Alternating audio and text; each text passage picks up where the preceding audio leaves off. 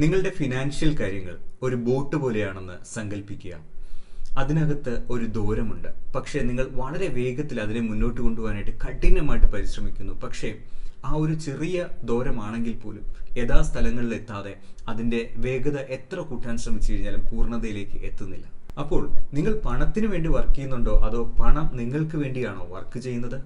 പ്രശ്നങ്ങൾ പരിഹരിച്ച് ഫിനാൻഷ്യൽ ഫ്രീഡത്തിലേക്ക് എത്താനുള്ള വളരെ പ്രധാനപ്പെട്ട ചില വഴികൾ ഞാനിവിടെ ഷെയർ ചെയ്യാം. ആദ്യം നിങ്ങൾക്ക് തന്നെ നിങ്ങൾ പേയ്മെന്റ് കൊടുക്കുക.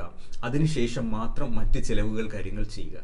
2, ബിസിനസിന്റെ ചെലവുകളും വ്യക്തിപരമായിട്ടുള്ള ചെലവുകളും രണ്ടും സെപ്പറേറ്റ് ചെയ്ത് തന്നെ മുന്നോട്ട് കൊണ്ടുപോകാം.